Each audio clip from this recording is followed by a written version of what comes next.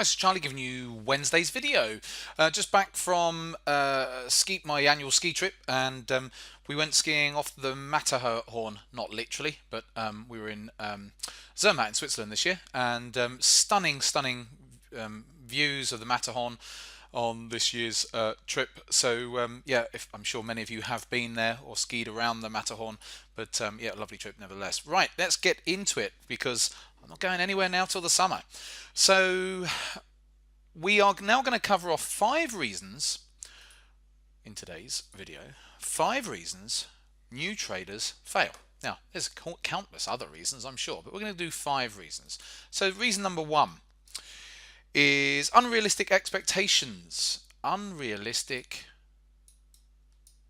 This is such a common one for new traders. Unrealistic expectations. I'll just put X. Lots of traders get into our business. There's lots of and with unrealistic expectations, this is not necessarily their fault because there's lots of material on the likes of Instagram and social media or training courses and the likes, which sort of tell people that they can make all this money, and which obviously you can, but if you've got £1,000 in your trading account, it's unlikely you're going to make an income out of that. But that's the sort of thing that people that don't even think about. They think, yeah, I've got £1,000 to invest, I'm going to become a full-time trader, and it's not really enough now, is it? Because if you become a full-time trader on £1,000 in your trading account, let's say you needed to make £30,000 a year, that's a lot.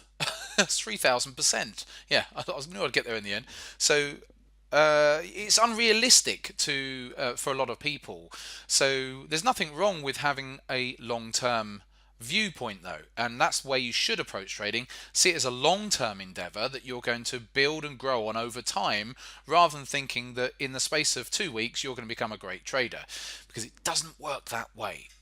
Why does it not work that way? Because there's too many variables and facets to trading, along with the psychology involved as well, for you to possibly know everything you need to know in 2 weeks, 6 months, or whatever. So you actually never stop learning when it comes to the markets. So unrealistic expectations is a common one. People get involved, give it 6 months or give it a year, or even give it 2 years and then quit. We've shown with some of the interviews we've done, that I've done over the years, that the amount of traders who actually took them several years before they became properly profitable. And so yeah, don't expect to become an overnight thing. But if you have the right sort of attitude towards it and say, look, this is something I'm going to do for the rest of my life, that's much better, because then you're putting yourself in the right position to do well. Okay, number 2 is over leveraged. Oh yeah, of course, another common trait of why so many newer traders give up is they what have I done? Over leveraged. Right, okay, got it. See, I can't do 2 things at once. Over leveraged. So yeah, again, it comes back down to sometimes someone might just have £1,000, $1,000 they put into a trading account, and trading with small amounts of capital at risk per trade, such as 1% or less, is too boring for them, and then they're not getting enough traction on it, so they tend to then risk 5 or 10% per trade. But if you think that at 10% risk of your account per trade, you've only got to have 5 losers, and you've blown 50% of your account, and that is very easy to have 5 losers in a row. Statistically, you will have 10 losers in a row at some point, depending on your trading style, but statistically that will happen. So if you're risking 10% per trade, although it still sounds like it's only 10% of your entire account, but statistically, at some point, if you do enough trades, there will be a point when you will have 10 losers in a row, and therefore you would blow an account if you traded at that amount. Okay, so over leverage is another one that obviously all new traders do, but that's been a common problem over the years. Number 3, emotions. Oh, the old psychology. Okay, so emotions. So this is a real biggie because lots of people can't get their heads around this, because trading is counterintuitive. It's the skill sets that we learn in the outside world are not really useful to us when it comes to trading. So because our natural fight or flight responses, which will trying to protect us, don't actually work in trading. So emotions, fear, greed, all of those sorts of things, they will again serve to potentially make us fail.